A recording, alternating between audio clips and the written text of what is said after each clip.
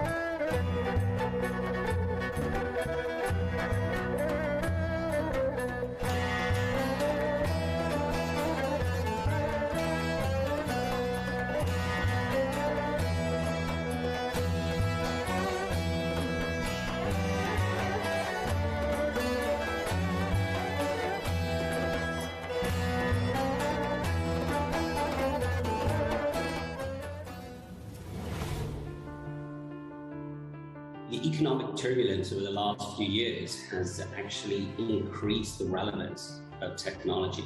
This helps drive efficiencies, it helps drive revenue for these organizations, and ultimately helps them accelerate digital transformation.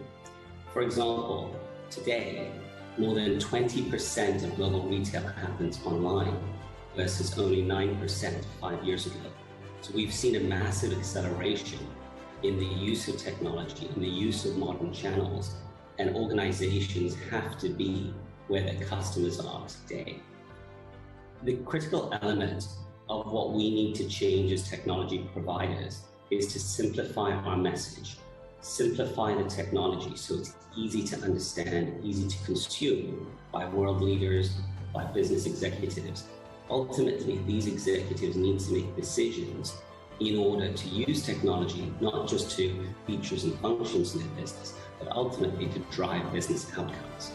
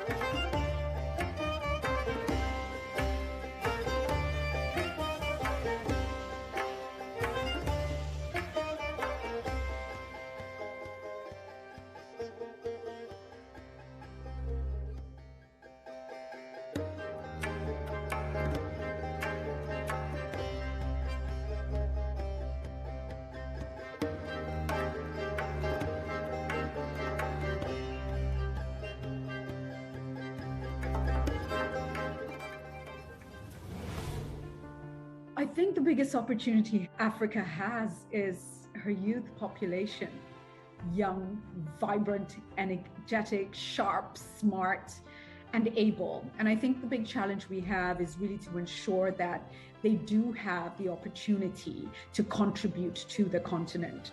I think part of the what we are doing that's absolutely critical is empowering African institutions, mandated institutions that are present on the continent, that have an understanding of local context, that have relationships with all key stakeholders to really advance the work that's happening on the continent. It's the same approach we take with the indigenous communities in Canada. It's really working with the mandated indigenous institutions to really drive the change. And this, we feel, is incredibly impactful. We want to continue to learn sharings from this approach to our work with the world, hoping that we can catalyze even further action. In terms of the pandemic and how we continued our work, we were agile and we sought to understand how the pandemic was affecting the communities that we work with and that we seek to serve. Our mission is very, very clear: 30 million young Africans in dignified work by 2030 and 30,000 young people from indigenous communities here in Canada.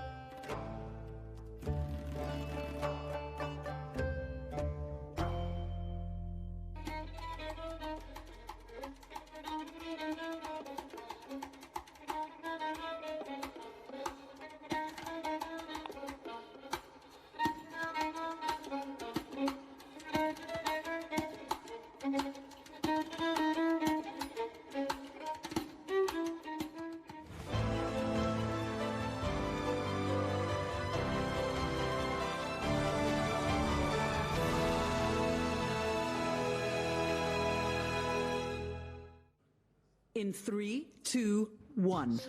That's not a countdown. It's literally the address of the Qatar Olympic and Sports Museum. I'm going to walk you through an architectural masterpiece which records the history of sports from times past, brings us into the modern era, and hints at what the future holds. The sports arena is elemental to the birth and the growth of civilizations. Archaeological finds from throughout the world show sport was very much part of the heritage of our ancestors.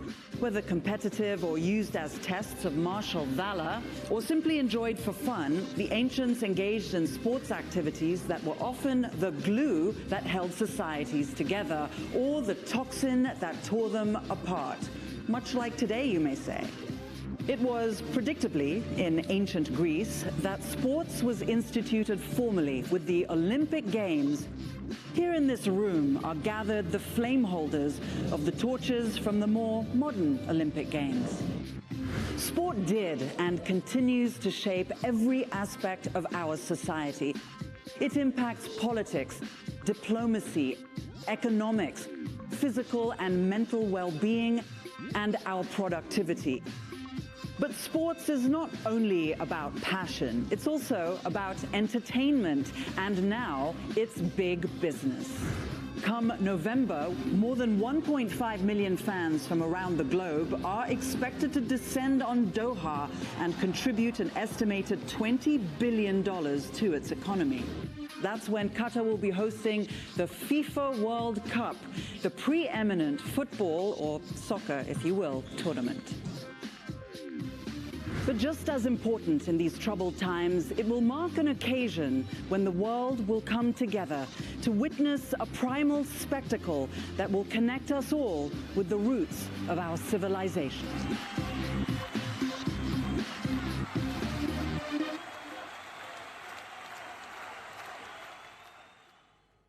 Please welcome to the stage Chatri Sidyodong, founder, chairman, and CEO of One Championship, for a conversation with Bloomberg's Haslinda Amin.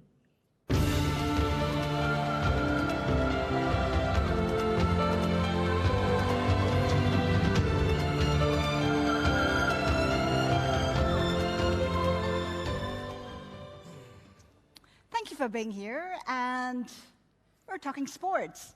If you know Chatri, then you'd know that he swapped top-class finance on Wall Street for top-class fighting. And what a journey it's been, because if you know One, then you'd know that it is the biggest sports media company in Asia. And of course, he's got his sights even bigger than that. By 2029, correct me if I'm wrong, you're hoping to be the top player in the world. Chatri, good to see you. Good to see you as always, Haslinda. We first spoke to each other about 9 years ago. And every time we talk to each other, we talk about fire in the belly. We talk about the warrior mentality. And I think that's what's brought you here today. But more importantly than that, as you expand your sports empire, what's been key to your success? I think, I know it's trite to say, but I do think that being at the right place at the right time, you know, I didn't know when I started One that smart mobile devices and social media would take over the world and truly unite the world in ways that the digital economy had never done before. That you could actually create a piece of content and globally you could get fans, you know, in a heartbeat. And that's what happened with One. But of course I had a simple thesis when I started One, and every region of the world has several multi-billion-dollar sports properties. So if you go to America, it's NFL, NBA, Major League Baseball, and the like. You go to Europe, it's F1 and Champions League and EPL. And these are all worth $50 to $100 billion. And yet Asia, with 4.2 billion people, had never had a sports property, ever, on a continental basis or global basis.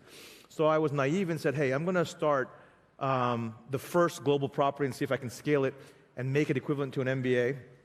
I never thought it would be so hard, but at the same time, you know, 10 years later, here we are. I think Nielsen came out with an industry report on the biggest sports properties just a few months ago and ranked us number 5 in the world in terms of viewership engagement, 5th largest in the world.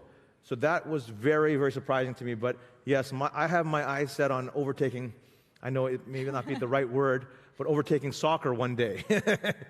Well, good luck with that. That's quite a big ambition among all the big ambitions you have. You know, what's interesting, when you take a look at your strategy in particular, there's been a lot of tie-ups, right? I mean, just recently, you tied up with Amazon in a multi-year deal, and this morning you inked a deal as well. How crucial has that been in building that business? We've been very lucky in that we have some of the smartest blue chip institutional investors that have been a part of One Journey and have always played instrumental roles. So whether it's Sequoia Capital helping us go digital and go global, whether it's Temasek and GIC, the sovereign wealth funds of Singapore, helping us map out our Asia strategy, and obviously Qatar Investment Authority, QIA, has been instrumental in really introducing us to all the right partners and having a very partnership mindset. So we've been very lucky that as we've grown our footprint around the world, we've found the right partners who want to build something legendary together, build the world's most valuable sports media property. And again, when we look at NFL, today NFL is the most valuable sports property in the world. It's valued at over $100 billion. I'm excluding Olympics and World Cup here. NFL is a single country sport. American football is only played and watched by Americans. 13 billion in revenue, and it's 100 billion. When we look at our property and say, look, we've scaled 154 countries, and we're only at the very beginning. We're top 5 in the world already. Everyone enjoys martial arts content and gaming content. Those are the two sports properties which we have, martial arts and gaming. And everybody in the world, whether it's Jackie Chan or Bruce Lee, have seen it on movies. And there's several hundred million practitioners as well. So when you put all the numbers together, there isn't any reason why we should not be able to overtake NFL in the future. And I'm not talking about imminently or tomorrow, but if you'd asked me even 5 years ago, would we be top 5 in the world, I would never have guessed that. Our growth has been explosive, nothing short of exponential.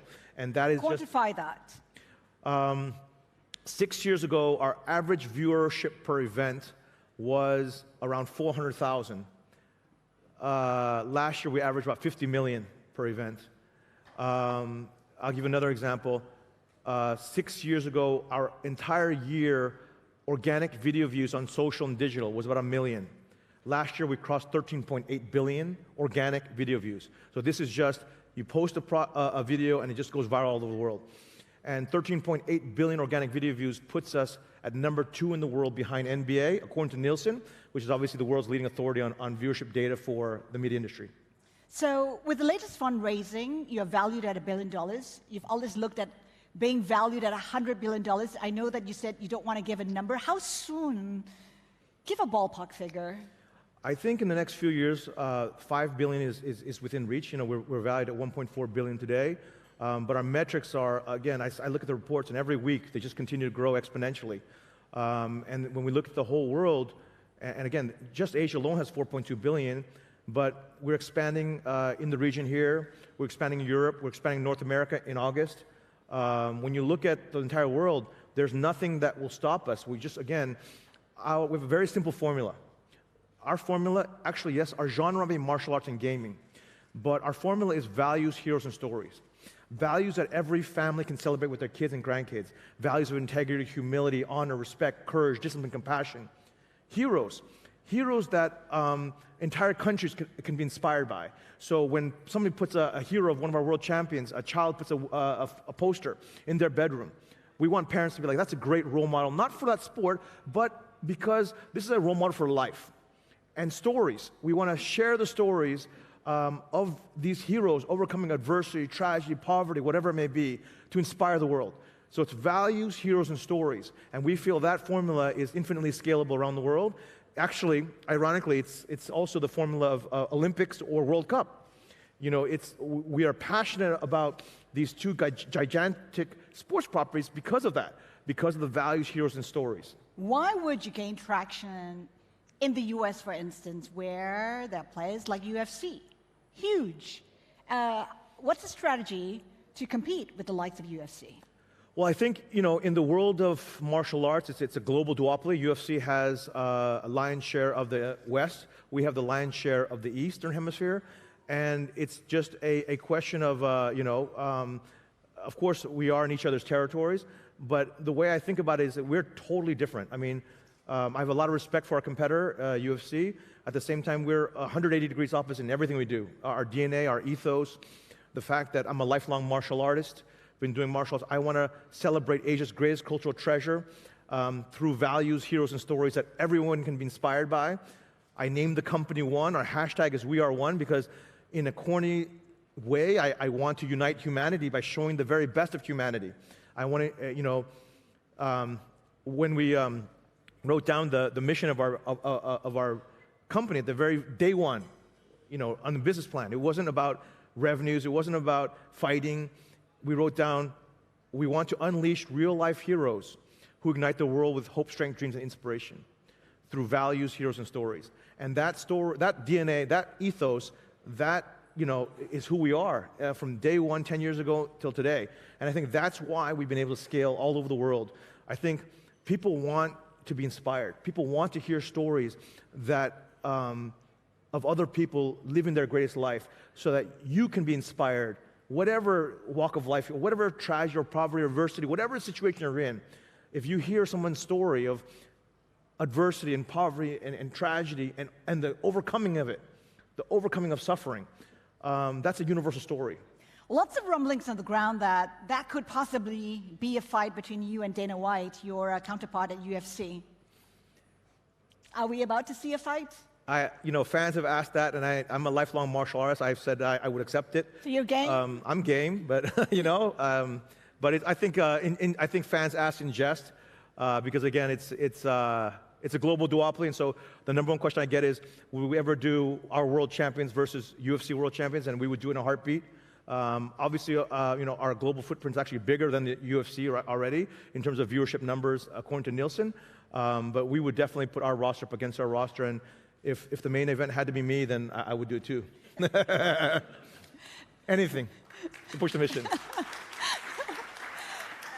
Speaking of fighting, what's been the biggest fight of your life when it comes to keeping the business alive? It's been a difficult 2 years for all businesses, including the business of sports. Yeah. Give us a sense of what you had to go through to be here today.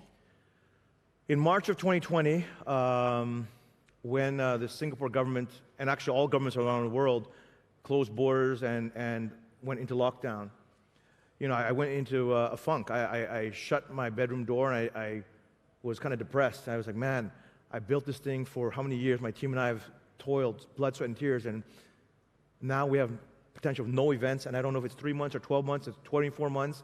I didn't know if the company would be able to survive it. And I was, feeling sorry for myself about 2 days. Then I woke up the next day and I held a company meeting. I said, we always say we're the greatest team in sports. And I said, this is the worst global economic crisis in 100 years. There's zero visibility. We can sit here and let the circumstance dictate the outcome. Or we can rise above and we can show the world and show each other that we are truly great. And so let us take this epic, epic crisis as a proof point for how great we are as a team, how great we are as people. And this is unbelievable, but we are only operating 8 months of that year. Our viewership numbers were up 300% over the prior year, despite only operating partial year. The following year, our viewership numbers were again up triple digits. We hit record high revenues in all the years. And so for me, it's in Chinese, the character for crisis is the same as opportunity. And I think that is what it is. It's how you see a crisis. And I told my team, we're going to do it through resilience, and we're going to do it through creativity. There's going to be resilience in terms of we get rejected and a million problems and failures that we've never seen before, but you got to get ready for the fight. And I said, creative. You have to be very creative. We're going to have new problems. You have to figure out new solutions. And I owe it all to my team. I'm blessed to serve the greatest team on the planet in one. And that's how we hit all record high metrics in the pandemic. And I don't think we would have been able to do so again with that kind of resilience and creativity. So what's been the key takeaway for you and your team as you navigate the next 10 years to a $100 billion valuation? I think, as Charles Darwin said it best, it's not the strongest or the smartest that survive. It's the species that adapts to change the most efficiently. So the world is changing as we see it. Millennials and Gen Z, when they wake up in the morning, They don't watch TV. They look up and they pick up their phone and they look at TikTok or Instagram or Facebook. At night before they go to bed, they do the same thing.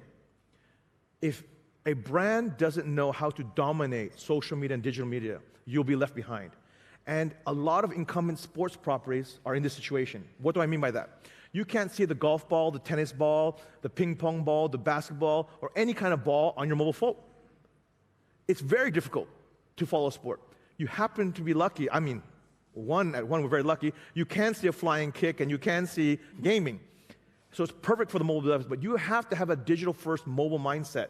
But I know there's going to be something next around the corner, like metaverse. So our company, we're ready. My team is ready for the metaverse already as a sports property. So there's always frontiers, and I would say, learn, grow, and adapt as quickly as possible, as efficiently as possible, and that's always been the ethos of One anyways. So what would be, as you look into the crystal ball, what would be the biggest trends in sports? I mean, we've been talking a lot about esports, for instance. Where would that be going? Well, just in Asia alone, there's 1.7 billion gamers. Gaming, if you look at the Millennial and Gen Z audience today, the population rather, it is the biggest hobby. There's no question. Mobile games, PC-based games. But then at the same time, you look at martial arts and you look at the content stack globally. We have now 3 content stacks with this: martial arts, gaming, and general entertainment. And I think we're in the right place to continue igniting the Millennial and Gen Z audience, which comprises 80% of our fan base is Millennial and Gen Z. Probably the youngest sports property with regard to that. With a minute to go, we have to touch on The Apprentice. We know that season 2 is coming. How does The Apprentice fit into One strategy? Well, our Apprentice, is a different version, it's a complete revamped. We co-own it with MGM.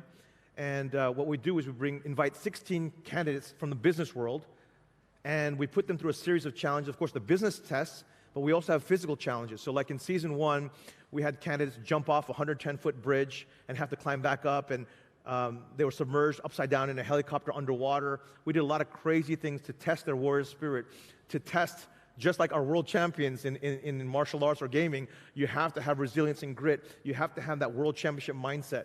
And that's what we bring. But why The Apprentice? Is that a way of winning another market?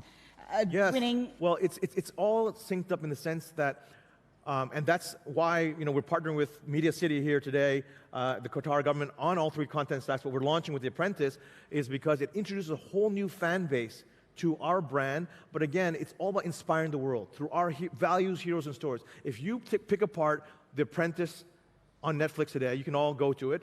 You'll see it's about values, heroes, and stories. And that's how we ignite the world. And that's it. Just like that, we're out of time. And by the way, Chatri got hit while training yesterday. He's just had stitches done on his lips. Talk about belly in the fire. He's here today to share his story. Thank you very much, Chatri. Yes. Thank you. Thank you. Thank you. Thank you very much. Thank you.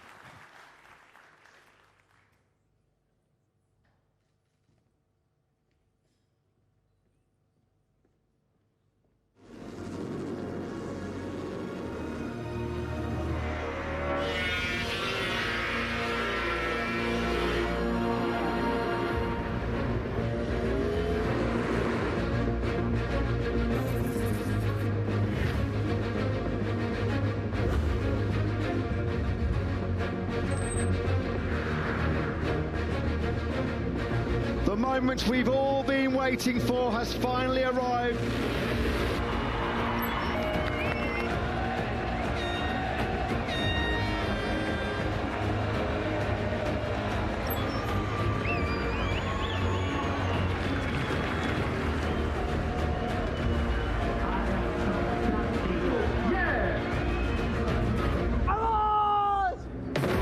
This is a real intense battle raging here. He's so good. It's time to race in MotoGP.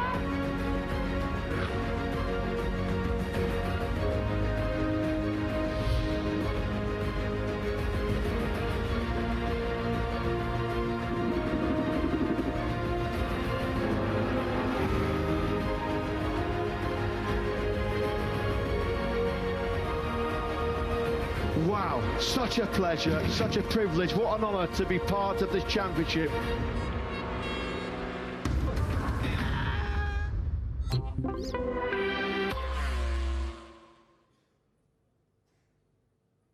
Please welcome to the stage Carmelo Ezpeleta, CEO of Dorna Sports, for a conversation with Bloomberg's Jennifer Zabasaja.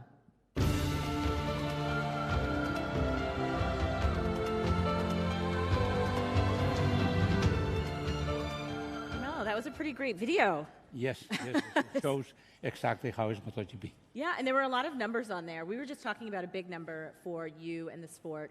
30. This year is 30 years. Yes, we started in 91, and the first championship was in the 1992 in Japan, in Suzuka. Do you think the sport is better today than it was 10 years ago? Sorry?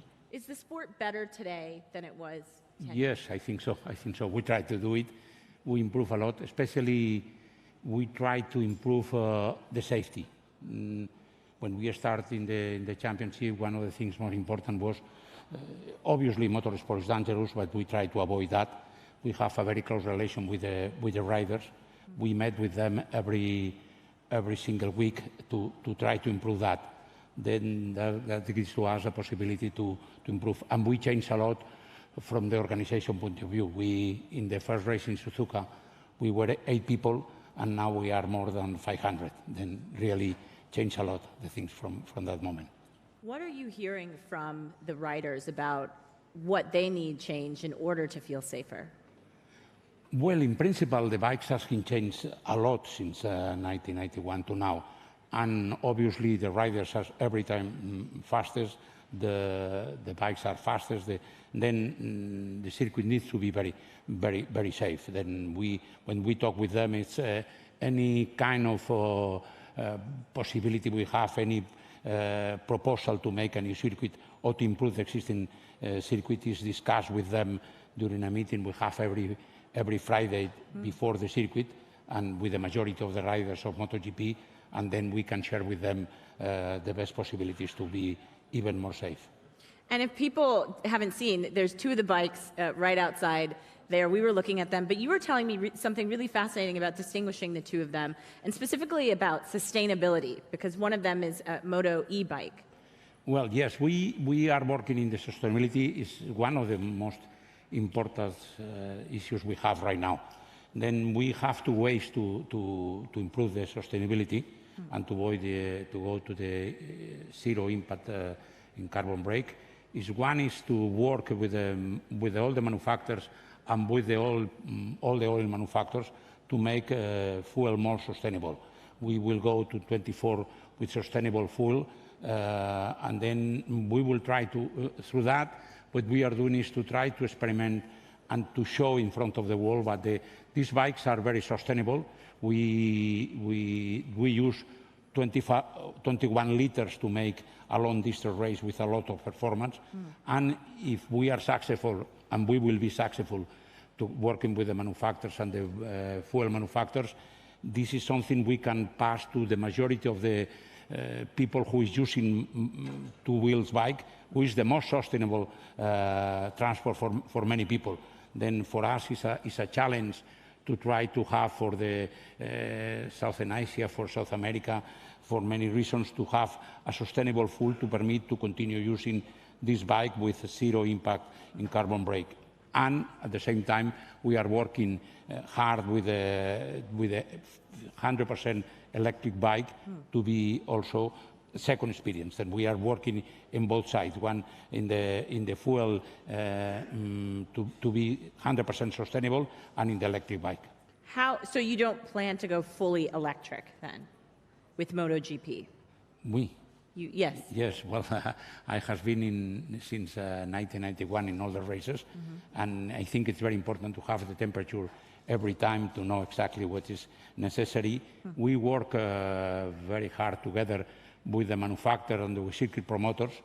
We know that every time needs to improve to give to the fans and the people, the spectators, as much fun we can, and looking to change the way. The races are always the same, but then the evolution of the entertainment is very important, and we try to do that with our promoters. We have 21 promoters and many others waiting to be promoting also a race.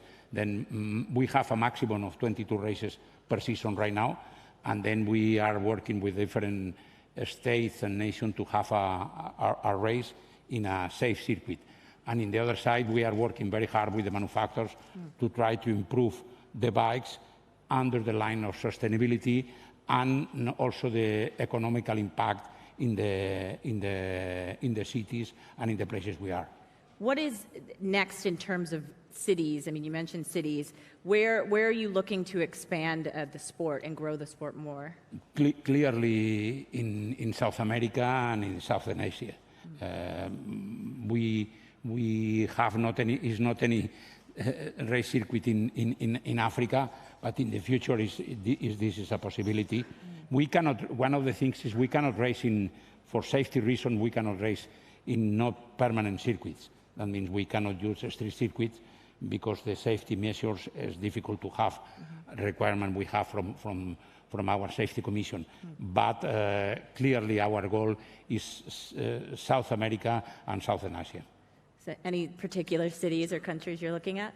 Well, it's until we don't have the contract, we don't say, but there's countries as Brazil or India or are interested, and we are talking with them. So let's talk about the growth potential, and specifically, I have to ask you about Formula One because that is something that has grown exponentially in the U.S. and globally. You used to work in Formula One. Do you see that sport as a competitor? Is it friendly competition, or where does MotoGP position itself in comparison? Well, we think we are complementary. That means I know very well Formula One. I have been also director of a circuit who promote Formula One. I was in close contact, and in fact, he was with us in the beginning of our business with Bernie, and we work close in many things. There are many differences. In principle, I think we are more spectacular, but they are the incredible power of the car manufacturers, which is not comparison with the bike manufacturers. Then we are working together. In principle, the main issue we have together is the calendar. You know, we are 21 races, they have 23, and we are both starting in March and finishing in November. Then to collaborate in the creation, because many of the broadcasts are the same, then we are working in that. But in general, the relationship has been fantastic with Bernie, and also right now with Stefano Domenicali. It's our friend since many years ago. So you don't see it as a threat? We work very close with them. So it's not considered a threat to the growth of MotoGP? Well, we think it's, we are complementary. Then Formula One has many things who could be important for us, and we have some of them who are important for them. But in principle, I repeat, we have been living all these 30 years together, working together. Sometimes it's up and down. We are better, then they are better. But clearly, the Formula One is the first motorsport in the world, and we are very proud to be the second. Very proud. Well, and just, piggybacking off of that, Formula One had Drive to Survive on Netflix, and then MotoGP did MotoGP Unlimited on Amazon. Was that because you saw the success of Drive to Survive, and what impact did that have on the sport? Well, clearly, Drive to Survive has been a big impact in some markets. We are starting with our series, and the moment we don't know yet exactly what is the result. We are working in that, but clearly this is one thing we do now, and we will try to do in the future also. On streaming? Yes. What about on social media? How much of an impact does that have? Well, social media has been very, very. We start early than practically not any motorsport in the world. We start very early. We have 40 million followers, and we think this is bringing to us the possibility to know exactly what the fans and the people needs. We are very close connection with them. We are slowly thinking but we are leading in many of the areas of the social media, and never is enough, but we will try to continue. This is one of the sources we are working hard to improve. And as you introduce more electric bikes, how does that affect the show for the people who are watching, as you just mentioned? Is it still just as exciting of a show, you think, as it was prior? I mean, how are things going to change? Well, from the beginning, we say Dorna is a company who made races. and show the races in the best way we can to arrive to almost 450 million homes. Then when we decided, because it's the way and we think it's very important to create an electric series, we do it in the way to make real races. Then this is what we do. Today, due to the weight of the battery and the duration of that, we are making races around 8 to 10 laps in different the other races. But this is an experience which has been during the last 4 years with one manufacturer in Mexico. Next year we will start with Ducati, and always in the try to improve the things for the future. Our sport has been always very connection with the industry.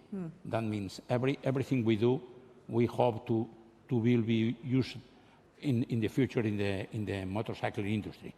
Then it's for that we are working together with the industry, trying to have the best things we can.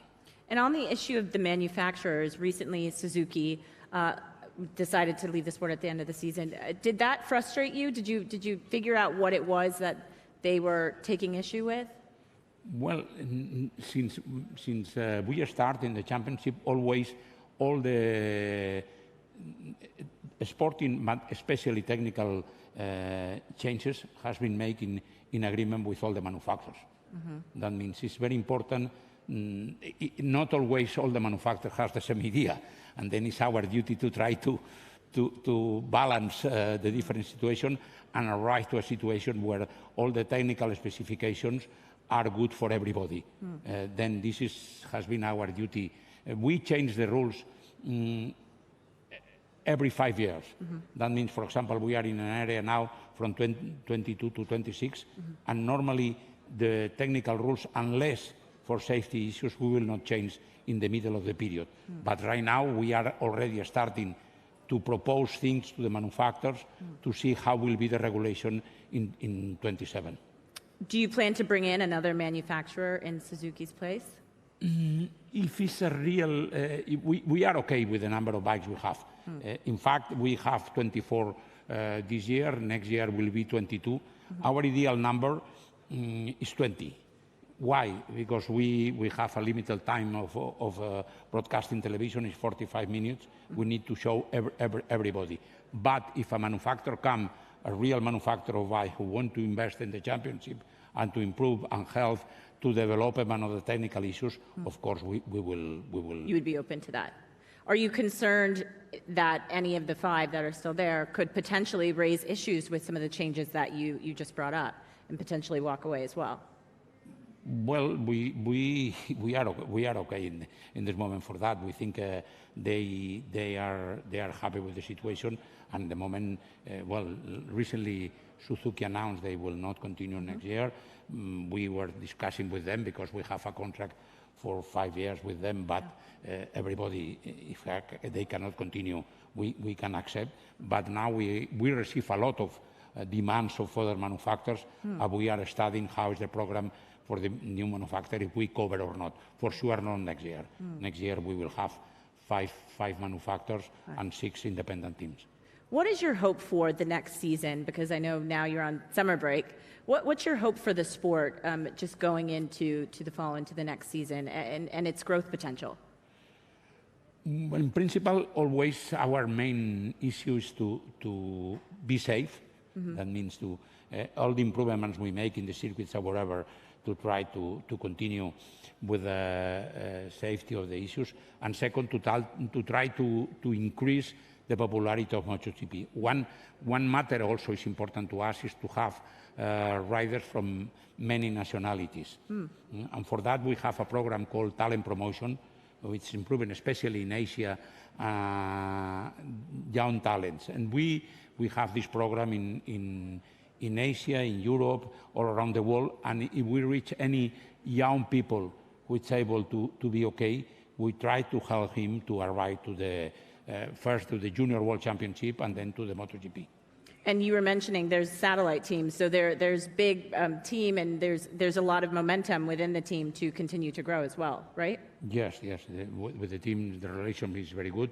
We make an agreement with them 4 years ago try to be more economical, sustainable for them. That means that we are right now, the promoter, Dorna, is the biggest sponsor of all the independent teams.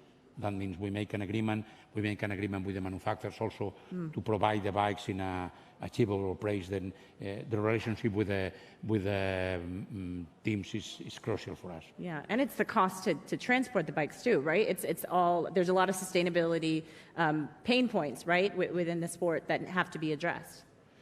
Well, the thing is to have the temperature of everything we do. That means if we are living, if we have 21 races during the year, it's 21 weekends we are together talking about the different things. And we think we have the temperature of the teams, the championship, the riders, everything could happen. We are able to discuss between us. You're aware. And when you talk about championship, what's your prediction? One of those are championship bikes out there, correct?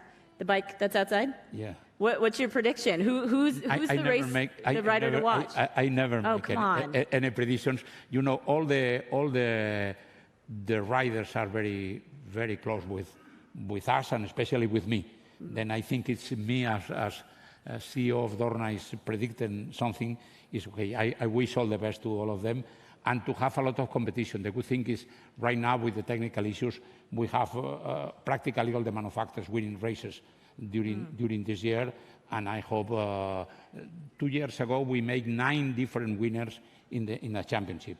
I hope this year we can arrive to 9 or even more. Well, and you were saying it's very much a mental sport, right? It comes down to sort of the mind of these riders. Yes, all the individual sports are many mental, you know, but motorsport especially is something very, very complicated. You know, this is because you are winning a race for until the last lap for 20 seconds, and then you failed and you score 0 points, and the second is 25. Then the mentality, the way you are strong in front of the rest of the people is very important, and it's for that there are people who are winning, and then when they have received the pressure, they are start to win less or whatever. Mentality is something very, very important in all the individual sport, but especially in motorsport more. Do you think the pressure is on these athletes and these riders today to be out front the way that, I mean, a lot of athletes are these days? Do you see that same trend in MotoGP? Yes. Then, you know, one thing is MotoGP, we live together during the weekend. Then it's not many sports that you are living with your competitors during Thursday, Friday, Saturday, and Sunday. Then these people are watching the other competitors, and they see exactly what is the mentality. They know each other. Then this is make MotoGP also special. You know, it's in other competition you are not living with the competitors. In this competition, you are not meeting during the race. You are all the weekend there. They go to make a gym or the recovery or to the physio or whatever. Then this is make also MotoGP very special. So there's a unifying factor, is what you're saying? Yeah. So let's just talk about sort of the next big announcement for MotoGP. You mentioned the sustainability, the Moto e-bikes. What is the next big announcement that you and your team are working on in terms of the riders and the races? We are working especially in the sustainability. Yeah. And that means we are working very hard. We announced right now the 24 we will go to sustainable fuel. But also we are working through the calendar to make it more sustainable, the ways that making the calendar, making less trips and making the trips more sustainable. Also, we are working very hard we have more than 150 trucks in Europe moving. Then if we obtain this sustainability for the trucks will be very, very important, but also the way we organize together with the promoter every single event can collaborate to have a world more sustainable. And you have a track here in Qatar as well. Yeah. And you'll be back here. Yes, Qatar has been we were the first World Championship who came to Qatar. Qatar was the first lighting race in the championship. Next year Qatar will be not opening the championship because they need to have a lot of work in the circuit. And then just for 1 year, we postponed the first race to the end of the season. But Qatar is a key issue in the championship. We has been many historical things has been here in Losail circuit in Qatar. Right. We had a question from the audience. It was about Qatar, but also it was about your socks, Carmelo. People were curious, are those bikes on your socks there? This is bikes, yeah. Those are bikes. You carry them with you always. Yeah, exactly. Carmelo, thank you so much for your time. Thank you, everybody. Thanks to you. Thank you. I didn't even see your socks.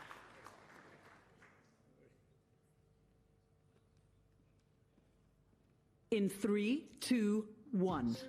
That's not a countdown. It's literally the address of the Qatar Olympic and Sports Museum. I'm going to walk you through an architectural masterpiece which records the history of sports from times past, brings us into the modern era, and hints at what the future holds. The sports arena is elemental to the birth and the growth of civilizations. Archaeological finds from throughout the world show sport was very much part of the heritage of our ancestors. Whether competitive or used as tests of martial valor, or simply enjoyed for fun, the ancients engaged in sports activities that were often the glue that held societies together, or the toxin that tore them apart. Much like today, you may say. It was, predictably, in ancient Greece, that sports was instituted formally with the Olympic Games. Here in this room are gathered the flame holders of the torches from the more modern Olympic Games. Sport did and continues to shape every aspect of our society. It impacts politics, diplomacy, economics, physical and mental well-being, and our productivity. But sports is not only about passion, it's also about entertainment, and now it's big business. Come November, more than 1.5 million fans from around the globe are expected to descend on Doha and contribute an estimated $20 billion to its economy. That's when Qatar will be hosting the FIFA World Cup, the preeminent football, or soccer if you will, tournament. But just as important in these troubled times, it will mark an occasion when the world will come together to witness a primal spectacle that will connect us all with the roots of our civilization.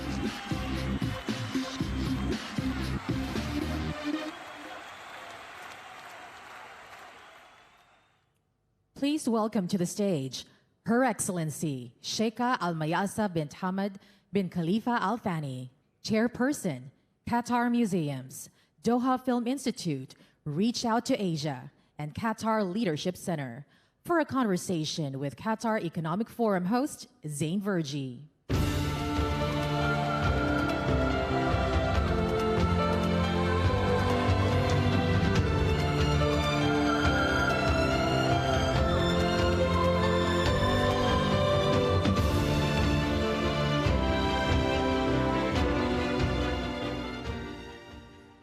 Your Excellency, thank you so much for joining us. It's such a pleasure. Thank you. Let's get straight into it. The World Cup. It's probably the most converging event globally, probably even more so than the Olympics. How has this translated in the kind of experience that you're designing and curating for later this year? So the World Cup is obviously a very exciting moment for Qatar and the Arab world. Qatar bid for the World Cup to bring it to the Arab world. We initiated a Years of Culture program when we first won the World Cup in 2010, and this year it's the year of Minasa, to celebrate the diversity of cultures in the Arab world, and to really focus on culture to make it as important as a sports event itself. So the beauty about Qatar, it's a compact country, and people who can attend the games and go to the stadiums can actually visit all of our exhibitions. So we're very excited. There are very interesting exhibitions about the Arab world that we're showing for the very first time. And I'd love to share that with the audience whenever it's appropriate. Well, give us some of the highlights. Which ones excite you the most? I know there are a lot. So what would you say was extra special to your heart? It's like asking who's your favorite child. Actually, they're all equally exciting and important because it showcases different cultures from different parts of the world. We're installing 80 new public artworks. I'm sure all of you came through Hamad International Airport and seen the Earthfisher yellow bear that's become so iconic to Qatar itself. We have an amazing exhibition in partnership with the Baghdad Museum as well as other museums in Europe and the US. It's talking about the 500 years of the Abbasid Empire when Baghdad was the capital of the Islamic world. We have the reopening of the Islamic Art Museum with works that have never been seen before. We have an exhibition on our future museum, Lusail Museum, that talks about Orientalist paintings and design with objects that only Qatar has, talking about the region and the world. We are introducing our future modern and contemporary art museum with Art Mill, our current flour mill. We're doing an exhibition on Al Jazeera, 25 years of Al Jazeera, which is super exciting for us as it's really put Qatar on the map 25 years ago, as well as an exhibition with the Palestinian Museum, Labor of Love, talking about textiles at the Qatar Culture Village. We have our sports museum, which you've all seen the video with Zain visiting as one of our first visitors when we opened in the spring of this year. We're having an exhibition of the world of football opening at the sports museum that talks about Arab football players who've represented other nations around the world. We also have a few exciting exhibitions at Methaf, the Artists in Residence exhibition of artists who've gone through the fire station program, as well as an exhibition by Sofia Al-Marri and a Lebanese artist. And what else do we have? I think that's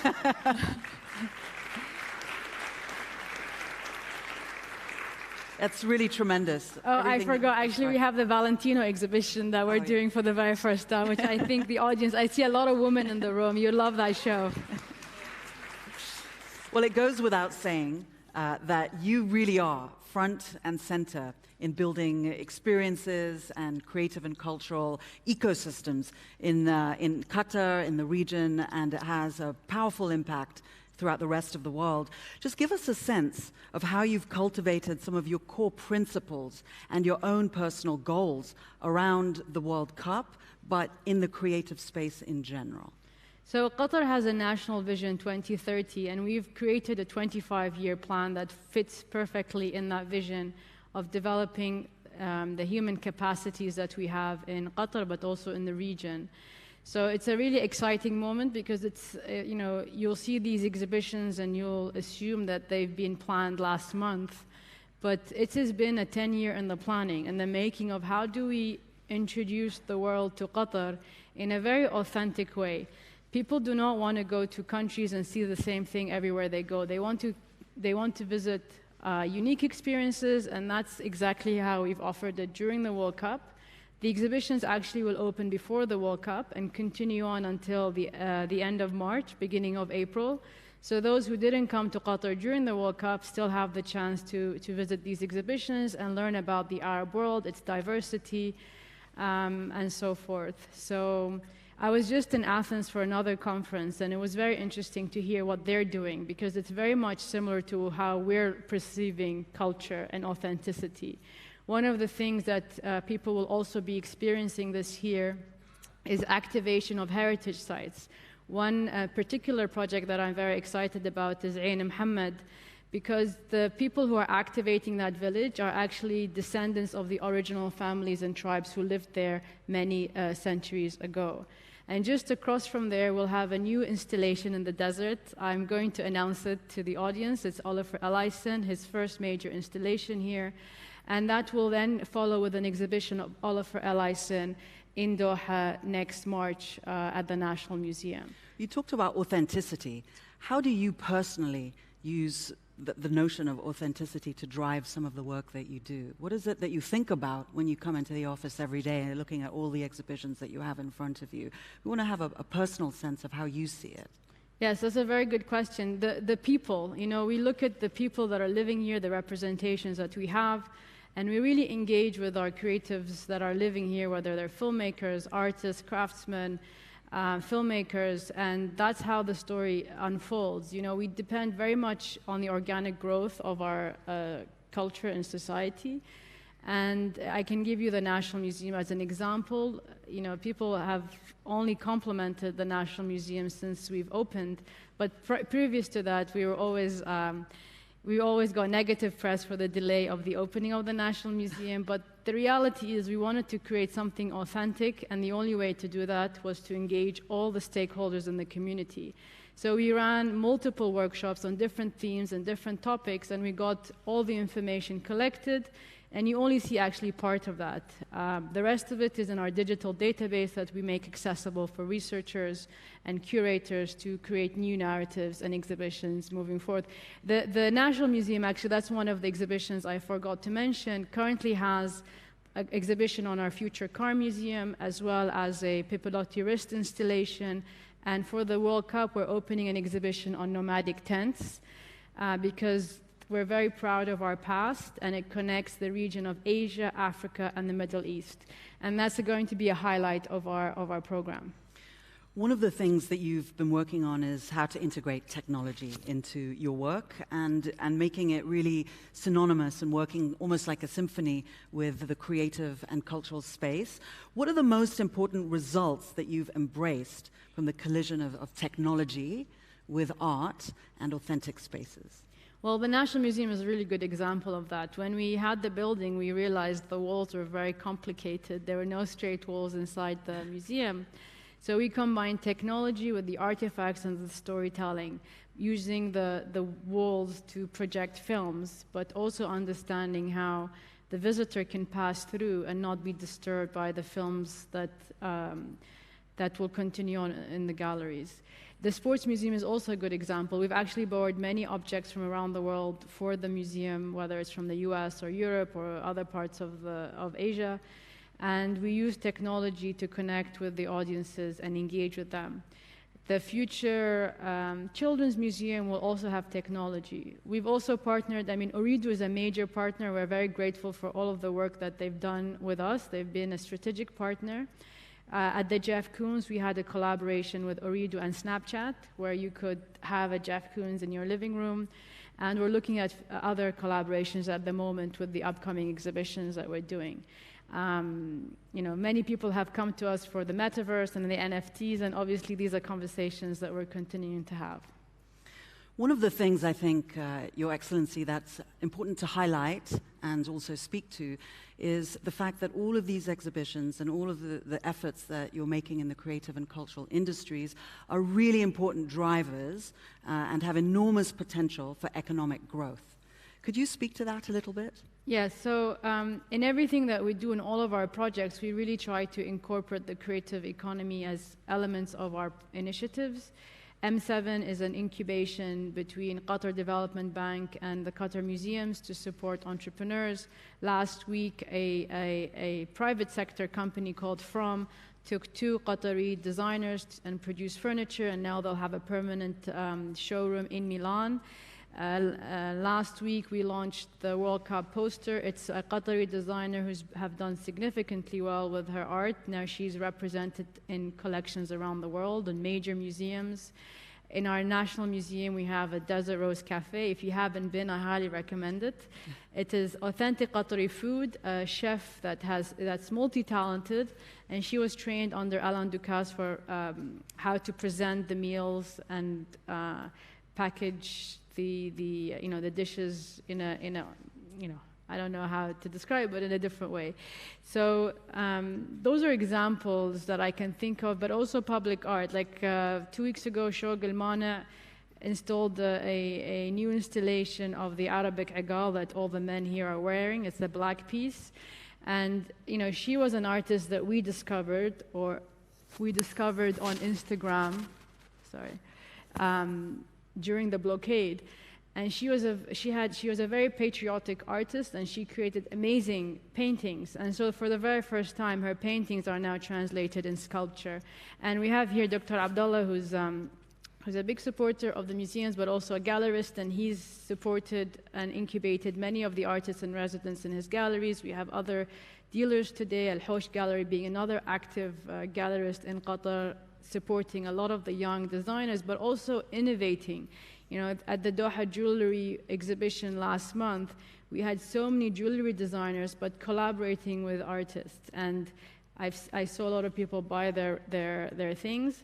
And so, you know, it is growing gradually, but in every industry. If you want film, if you want fashion, we have the platform to support them and the museums and the collections to inspire them. So Qatar becomes a very attractive hub.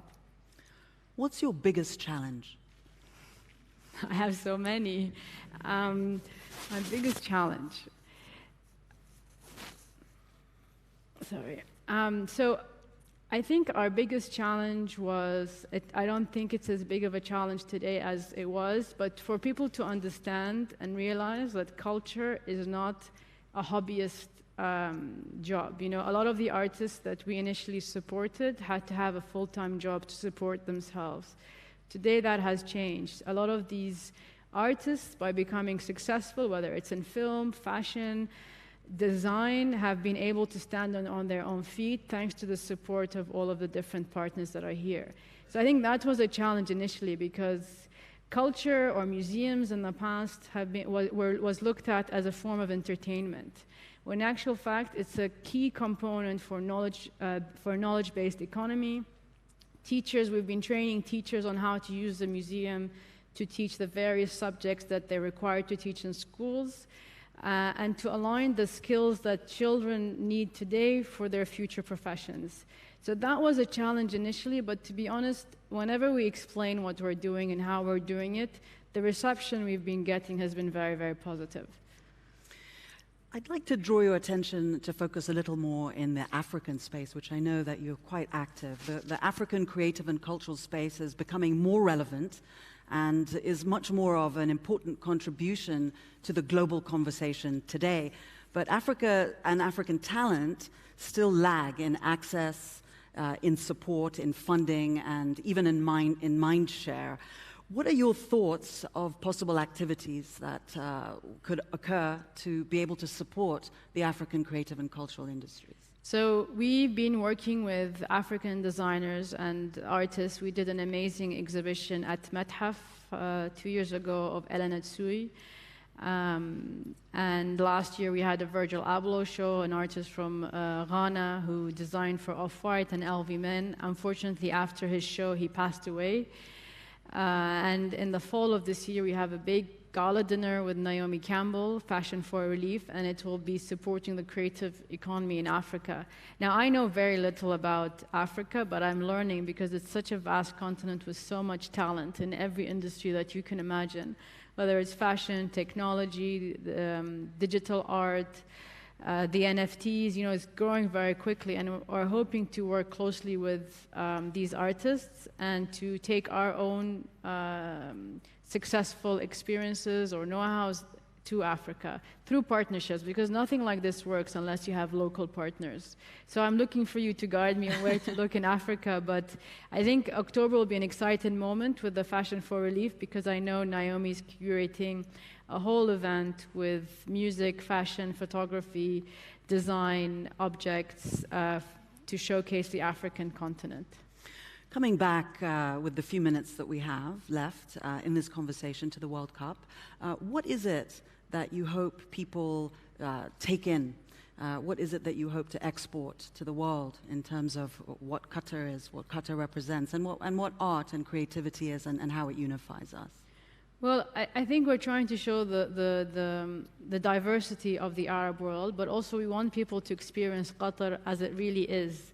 You know, there's been such a negative press about Qatar, which is fairly inaccurate, of people who've actually never been to Qatar. His Highness gave an amazing talk at Davos most recently, specifically stating that many people have judged us without getting to know us. And the World Cup is a great opportunity to celebrate people and celebrate our differences and bring people together to have conversations. Even if these conversations are difficult, even if these conversations we may disagree in, or disagree on, it's really important that we use culture as a vehicle to bring people together and to find common interests. And so I'm really hopeful and excited that the world will be coming to Qatar for the World Cup, but also learning something about our culture that perhaps they didn't know or didn't understand before that. And finally, would you like to leave us with something that we can take away, a most important thought or a final thought that we can consider as we conclude the interview and almost at the close of the forum? So I think, as you see or experience the various programs that we'll be offering in the fall, we also have a movement festival and a fashion and music show between the semifinals and the finals, is to just keep an open mind and come to us with your ideas or come to us with your proposals, whether we can do them or not is a different discussion, but we're very open. I've had so many different people, unexpected people, come through with ideas that at first we thought could never materialize, but then they've been the best initiative that we've taken forward. So the message is we're open to the world, and we want the world to be embracing and respectful to our cultures and understand the roots of tradition and why we do certain things the way we do. And we're open for a conversation. Your Excellency, thank you so much. Thank you. Really appreciate it.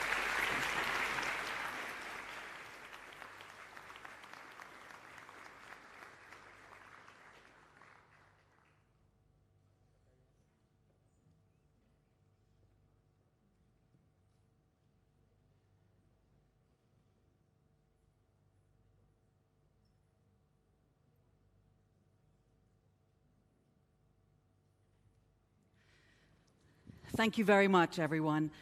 We head now to the world's largest sporting spectacle, as we've been talking about, the FIFA World Cup finals to be held here in Qatar in November this year. It is the first time that this major event is taking place in the Middle East, marking a major development for Qatar. Let us take you on the road now to the greatest show on earth.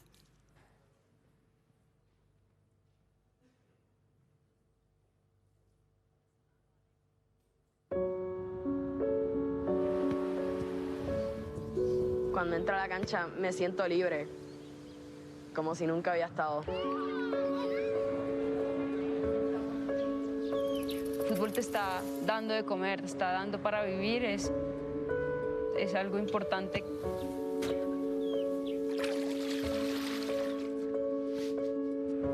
Football for me is the way forward. Football for me is my life.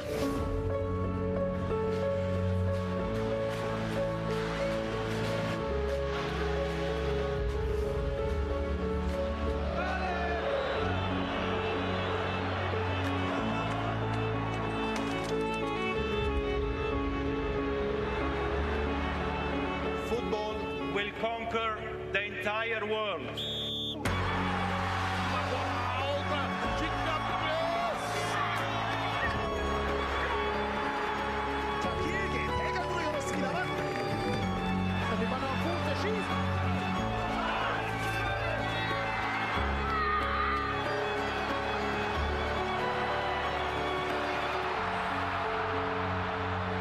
Here is the planet's ultimate game, the final of the 21st Football World Cup.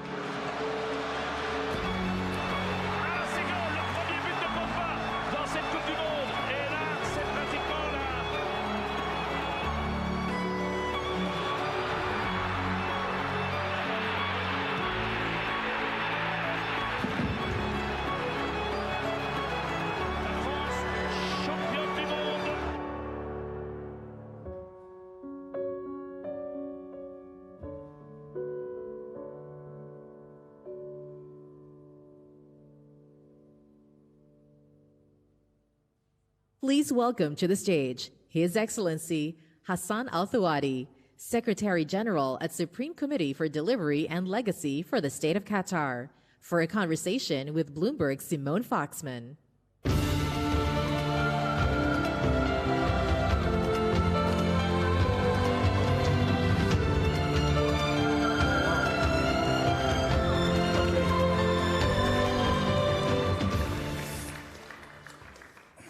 Hassan, thanks for joining us. It's lovely to see you, to talk to you again. Feels like every time we talk, we're so much, just a little bit closer to the World Cup. And so it's interesting to see how much has been done in that time. So for those of you who don't know from the long title, Hassan is the World Cup guy, essentially. One of the guys, yes, but it seems like I'm the spearheaded one. Well, so here's the question that I've been asked a bunch of times by folks over the past couple of days who maybe this is their first time in Doha. They say the stadiums are built, the metro is operational, there's this regional air shuttle system plan that's going to go into effect, that's cool. The roads, meh. But also, what is not done? What's keeping you up at night? I don't know if it's the roads, so tell me what it is. Well, to start off with, let me apologize first for my voice. As you can see, that keeps me up awake, at night sometimes. What keeps me up at night? I mean, look, for the last 12 years, it's been different things, right? Starting out from a global pandemic to a lot of other things.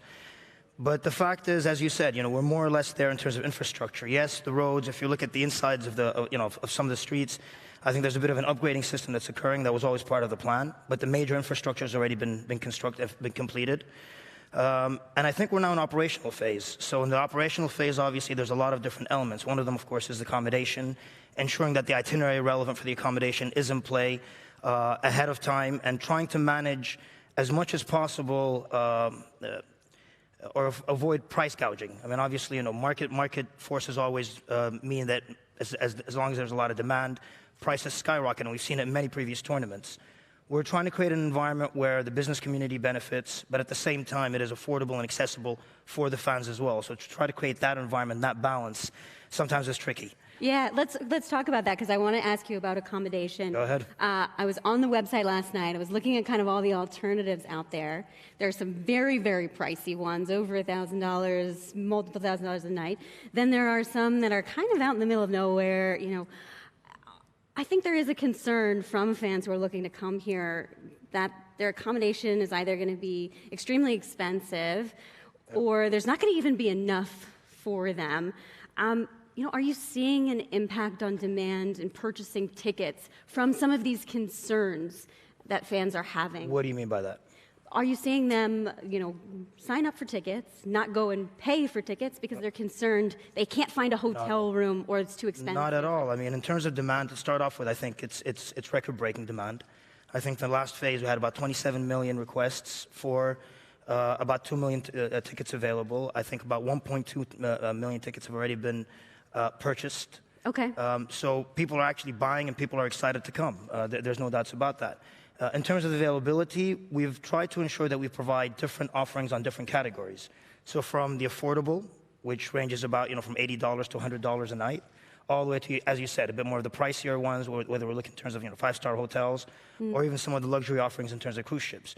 So we're trying to create a wide range that caters for everybody. Of course, again, more and more hotels are coming into the pipeline, and this takes time, of course, for fans to get more accommodated with the platform, because our offering is slightly unique as well. What we try to do is, to a certain extent, not within what's available in the country, but what's available on the platform, centralize a bit of what's available on the market. And again, that was at an attempt of not regulating prices, but managing prices in there. And again, because as we've always said, we've always committed to this being an accessible, affordable tournament. Yeah. And so it's as I said, I mean, that there's, I won't say it's a challenge, but it's definitely something that we're working on very hard to ensure that this is an environment for everybody from every walk of life to be able to come and enjoy it. I mentioned the regional shuttle system earlier, and the idea is essentially that someone could fly in from Dubai, Muscat, Kuwait City, various cities in Saudi Arabia, and then come for the day and then leave. How much are you actually encouraging this to happen? If you go back to 2009, 2010, we've always said one thing. This is an Arab, Middle Eastern tournament held in Qatar. So for us, we've always encouraged the fact that for a lot of these fans, this would be their first opportunity to ever come to the Middle East and the Arab world. So for them to be able to travel, visit different parts of the country, different parts of the region, experience Arabic hospitality, experience our culture, experience our sense of humor, our welcoming nature, it's as much for the region as it is for Qatar. So there's no doubts, of course, people will be here to follow the tournaments, but whenever they get the chance as well to visit the region, it only serves to help us in our vision, which we always said, it is an Arab tournament, first and foremost. Even if it bites at revenue a little bit. I think, if you see over the last, decades, we've always looked at the bigger picture. In the end, I think the way we see it, prosperity is through a unified, or let's say a complementary market, plain and simple. That's the way I see it, at least. And we've always seen that this thing will only complement each other.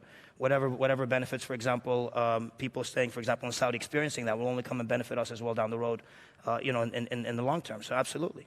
I want to shift gears a little bit. Human rights is something that's been in focus. I know you get questions a lot about this. I was speaking to a colleague of yours earlier today, and I asked him, is there fatigue, a sense of fatigue generally, that there has been all this uproar about human rights, and that fatigue, I wonder, could that be damaging to the need to push further? Because you've always said, no one's perfect. We see more yet to do. So what do you think? How do you overcome? Well, let me ask you this question first. What do you mean by fatigue? Fatigue from what? Fatigue from hearing about criticisms, fatigue from being in the press, on the front pages of the UK papers, perhaps. No, I think the fatigue is not from that. The fatigue is from the fact that I think of misrepresenting facts, or not accurately addressing what is on the ground, or in some places, just plain and simple misstated facts. That is where the fatigue comes from. The fatigue in terms of progressing on human rights, never. I think our commitment towards progress on this is unwavering. It's been there for the last 10, 12 years. Just if you allow me to finish, we've made a lot of progress on this area. I think the progress for the people on the ground, the experts on the ground, has been recognized. Today we are a benchmark in the region when it comes to, for example, dismantling of the kafala system, implementing minimum wage, a non-discriminatory minimum wage system. Within the Supreme Committee today, I'm very proud to say one of our projects, or one of our initiatives, is reimbursement of recruitment fees, where businesses within the community have voluntarily come onto this or joined this scheme and made a commitment of about $28 million, of which $22 million have already been repaid to workers on this recruitment fees. Now, if you compare it globally, I think Apple, since 2008, has been able to achieve about $32 million. Now, these are achievements that are on the ground. I think, and it's continuing. Again, we've always said, this is not a spotlight initiative. This is not an initiative where the spotlight is on us and once it goes, we're going to revert back. This is something that we're committed to. We've been committed to before, and we're going to continue doing this. As I said, the fatigue comes from, unfortunately, misrepresenting facts, and that is, I think, where sometimes you might find frustration. But on the topic itself, never.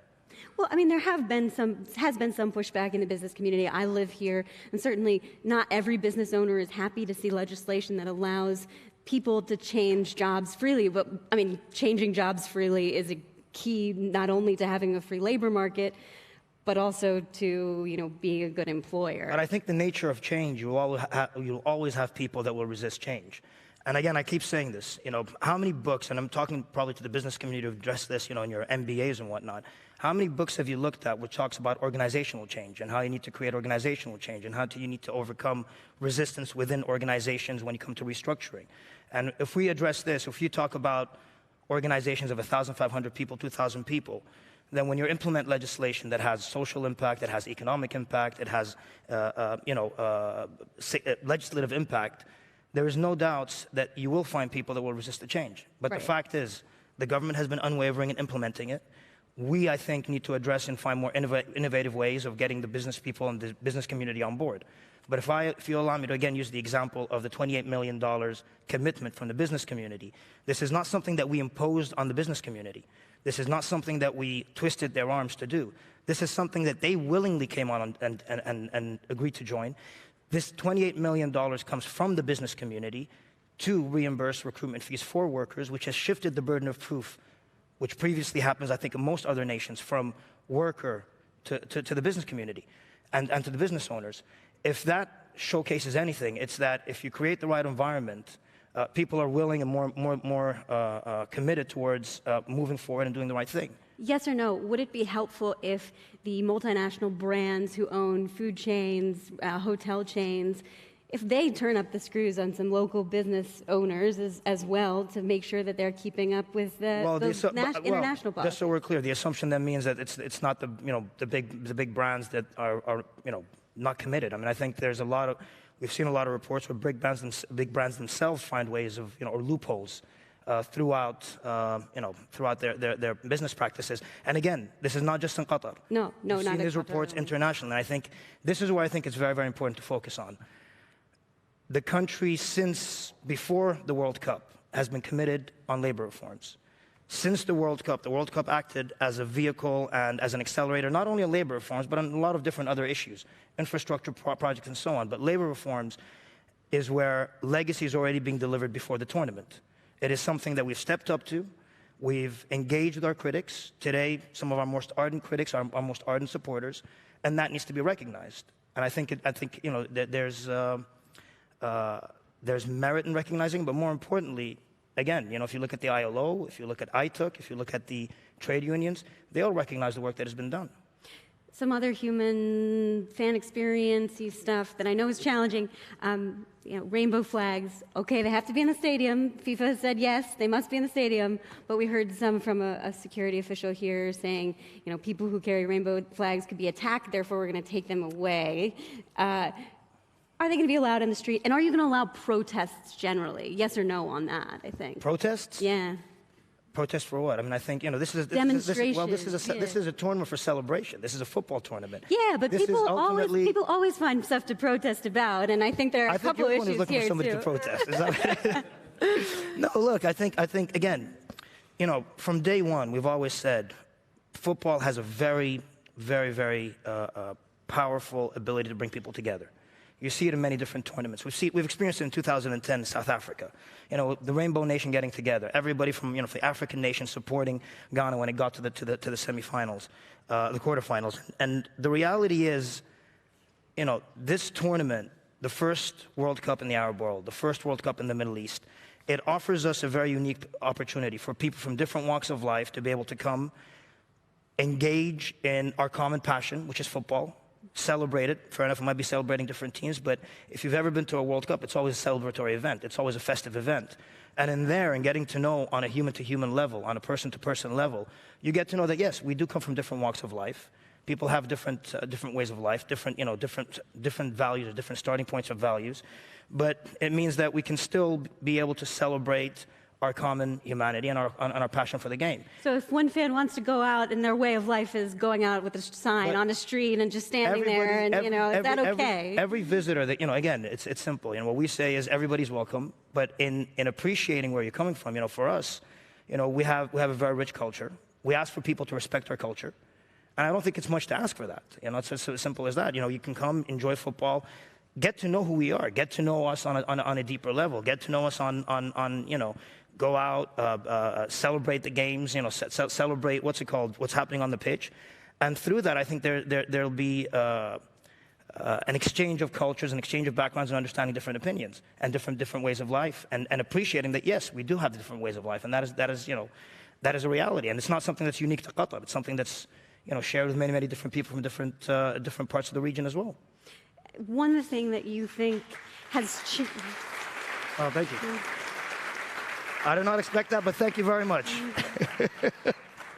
Lastly, and we're running out of time, I just want to know the top thing that you think has changed about Qatar since 2010 when you won the bid. You think, keeping in mind the events that we've had to go through since 2010, I don't think the World Cup is the only one that's implemented the change. But I think, look, the one thing I will say is this, the last 10 years have been a testimonial and a bright spotlight that kind of showcased our resourcefulness, our resilience, our adherence to our values, and our commitment to progress. And I think more importantly as well, our commitment and recognition of our role to be played in the global community. We recognize that we are part of the global community. We recognize that we have responsibilities towards the global community, but more importantly, I think also rights towards ourselves as well. And I think what the World Cup has been able to showcase is, we've been part of the social discussion and discourse over the last 10 years. What I hope is, by November, people will be able to come, not only experience Qatari hospitality, not only experience Qatari culture, but the Arab world. And what I hope is by the end of it, when people leave, They'll be able to really appreciate and, hopefully bonds be created, stronger bond be created on a human-to-human level, right? I'm not talking, fan-to-fan level. Right. I'm not talking about ideologies. I'm not talking about speeches. I'm not talking about big newspaper headlines. I'm talking about the person in Norway being able to pick up the phone and call somebody here to wish them a happy Eid, or somebody in Egypt being able to pick up the phone and call somebody else and wish them Merry Christmas. These bonds that hopefully last and we're able to build upon for the future. Inclusivity to a degree. Thank you, Hassan. I Thank you. appreciate always getting your update. Thank you. 5 months. Thank you very much. Thank you. Please welcome to the stage Gianni Infantino, President of FIFA, for a conversation with Bloomberg's Francine Lacroix.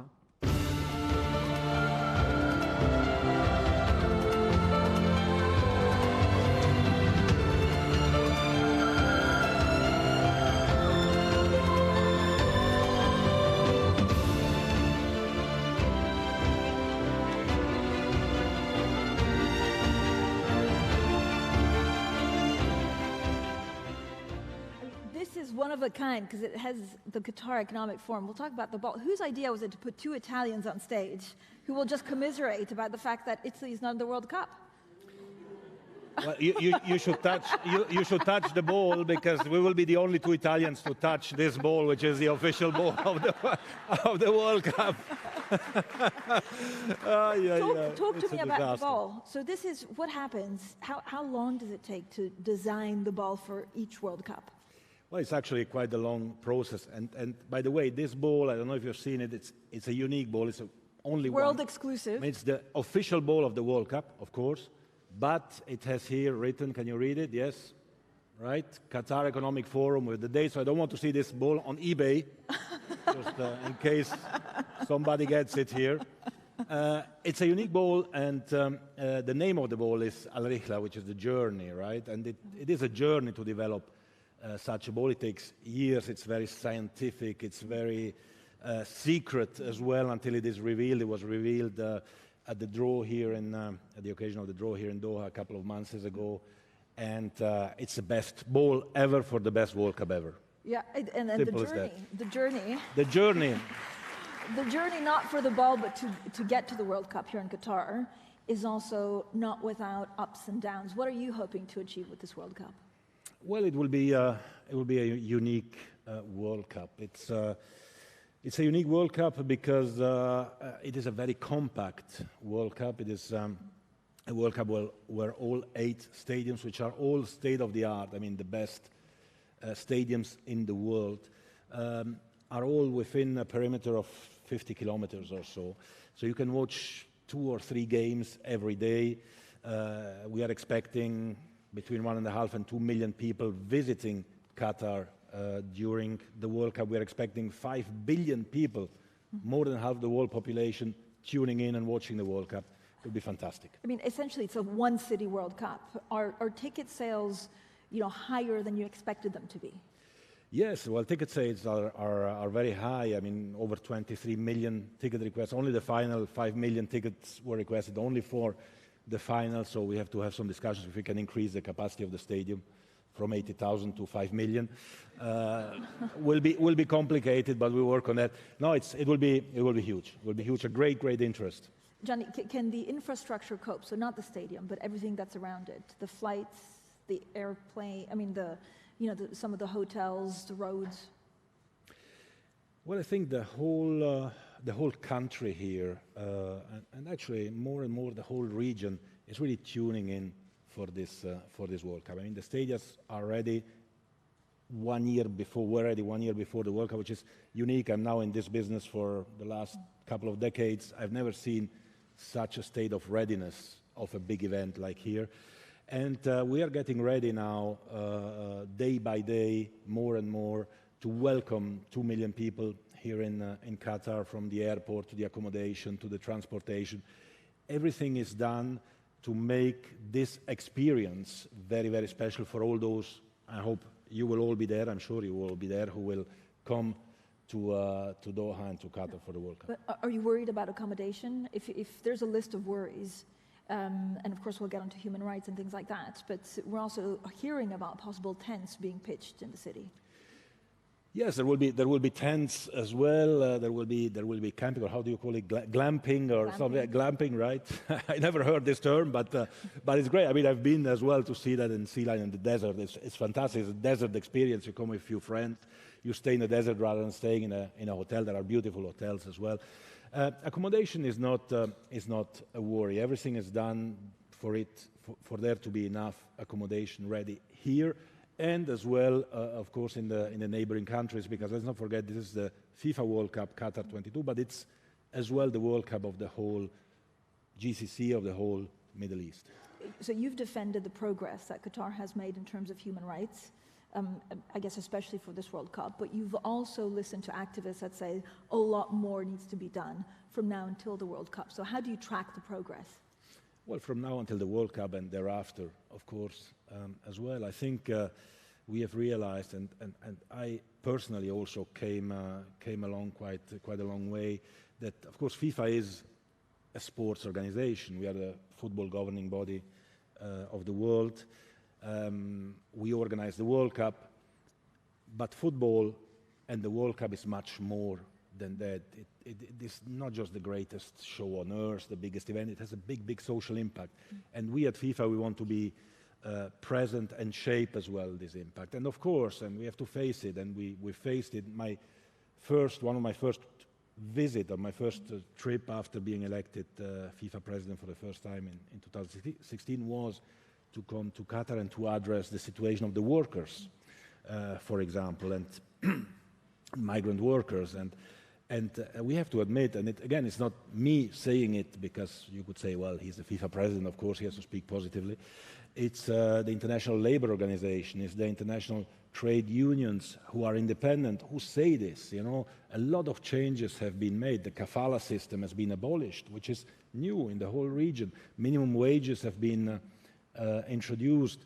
Regulations to take care of the heat have been put in place as well, and are respected. So all this progress has been done, probably would have been done anyway, but because of the spotlight of the World Cup and football, it has been done in a record-breaking time. Now, we must make sure that there is not just a text of a legislation, but that it is implemented. And for this reason, I put my tent here in Doha, and I'm kind of living here, and I'm going to every day to see the responsible persons in the government, and we enforce as well all this legislation to make sure that, of course, if somebody violates it, that the rights, the human rights, the workers' rights are protected. So what you're telling me is that you're comfortable right now with what you're seeing, but you're staying on the ground to make sure that it gets better? Absolutely, because because progress has to continue, I mean, it took us in Europe hundreds of years to arrive where we are now, in terms of in this part of the world, and in Qatar in particular. This has been done in a few years, so it's clear that at the beginning, you need some time to assess it and to repair certain things which might not work as they should. So we are here, we work together, and the cooperation is really great, and we want to make sure that this stands as well for after the World Cup. What can you tell us about the justice system? So there has been concerns that fans would come here, do misdemeanors, or do something which is accepted where they come from, but not in Qatar, and they get arrested for it. Well, this will not happen. Of course, people will get arrested if they destroy something, if they, if they start fighting in the streets, and we don't expect this to happen in World Cups normally. Families come, people come to enjoy, and we are expecting this to happen. But in Qatar in particular, and if we speak also about the LGBT community, everyone will be welcomed. We've received the necessary guarantees. We are training all the officials. We are working hand in hand with the government, with the police authorities. Everyone will be welcomed. If Qatar didn't want to welcome everyone, they wouldn't have organized the World Cup, where you welcome the entire world. So I'm sure that, of course, there is noise here and there, and there are critics and criticisms here and there, which is fine. Just asking everyone to look at the facts and to judge us, as you speak as well about justice, on the results of what we are going to do. But everyone is welcome here. How do you see football changing in the next 5 years and decade? Well, football is, of course, already today a very, very big industry globally, over $200 billion gross output. So it's almost similar to a medium-sized country, right? And football has this special element of the emotional bond that means so much to so many people all over the world. Our vision in FIFA is to make football truly global, and that's why we welcome as well the fact that the World Cup is played for the first time in an Arab country, in the Arab world. We organized the FIFA Arab Cup as a test event for the World Cup last December. It was a huge, huge success. 450 million Arabs celebrated. They blocked the Champs-Élysées in Paris to celebrate the victories in the Arab Cup. And people who will come here, they will witness as well and learn to know a new culture and new history. And football is becoming more and more global. We are in an economic forum, so we speak about global investments as well. And I was asking about streaming maybe as well. Do you think that will change with the arrival of Netflix and Apple in the sports world? Definitely it will change. I mean, Netflix, Apple in the United States.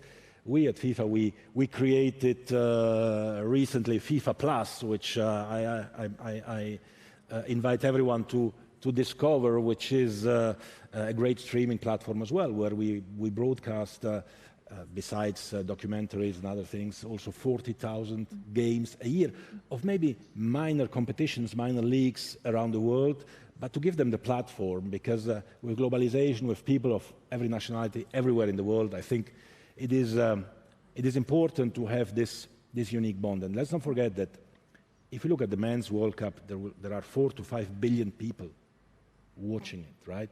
More than half the world. The Women's World Cup, the last Women's World Cup in France, we had 1.2 billion people watching that. So people around the world love football. Football is here to not only to stay, but to grow, and to grow globally, not just in a couple of countries in some parts of the world. I have a couple of questions from the audience, so thank you so much for sending them. This person's writing, in your opinion, will organizing the 2022 World Cup have a positive impact on Qatar's economy with ticket sales? Well, it will have a positive impact on Qatar's economy, definitely with ticket sales, in the sense that there will be, as I said, 1.5 to 2 million people coming to Qatar, discovering Qatar, many of them for the first time. I mean, the country will double in size for the time of the World. It will be a celebration. The whole Corniche will be a fan festival with fans from all over the world. So the whole tourism sector will benefit in Qatar, and again, in the whole region as well. Do you think it will change the way you perceive who can have a World Cup, even smaller, much smaller countries? It does change the way in which people perceive who can stage the World Cup. It will change as well. Well, the next World Cup will be in the United States, Mexico, and Canada, so it's kind of huge territory, 500 million people. But football has to be global, and we want to stage a World Cup everywhere in every country around the world. Yeah. To, of course, help some of the players, especially with social media hate. I know you've put best practices in place. Can you tell us a little bit about those? Yes, we've been analyzing social media abuse on players in recent events, and we have seen that in the last main competitions, over 50% of the players, it's huge, have been abused. Has it gotten worse? It has got much worse. It has got much worse, and it is becoming discriminatory and racist as well. And we need to stop that. So we elaborated a system together with the Players' Union, which we will implement during the World Cup, where we will track everyone who writes and insults a player on the social media, and we block that. Gianni, under your leadership, do you think FIFA has reformed? I think FIFA has reformed. FIFA went through a big crisis before I joined FIFA and at the beginning. We put in place new governance systems, strong governance systems. So strong that the United States Department of Justice recently decided to award to FIFA in a remission fund $201 million, which were seized from corrupt officials of FIFA. So they recognized, the United States Department of Justice recognized that FIFA has been a victim of some people and has awarded us this huge amount that we are reinvesting in the development of the game. Today everything is open, it's transparent.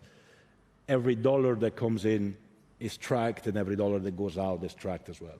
And it goes into football. 32 teams have qualified. I'm going to ask you your prediction of who's going to win the World Cup. And also, I mean, you have amazing players. Do you have a favorite player? For this World Cup? Yeah. I should look. My team is the referees' team, right? I hope that the referees are doing well, because then my life is much easier. But we have a great referees team. No, we'll have 32 great teams. I mean, the top players, the Ronaldos, Messis, Mbappe, of Neymar, of this world, they will all be part of this World Cup. And the fact that this World Cup will be played in November, December, which is at the beginning or at the peak of their fitness, of their season, and not at the end in June where they arrive exhausted, will make sure that we'll not just have the best World Cup ever in terms of fan experience, but also the best World Cup ever in terms of performance on the pitch. In all the offices around the world, we have sweepstakes, right? I'm sure all of you have sweepstakes. We do at Bloomberg. Do you have a sweepstake at FIFA to try and see who will win the World Cup? Sure. And your team? Italy, but you know, that is done already. Done. That is done already. So Johnny, now we can enjoy good football. Johnny, thank you so much for joining us. Thank you so much. Thank you, everyone. Thank you.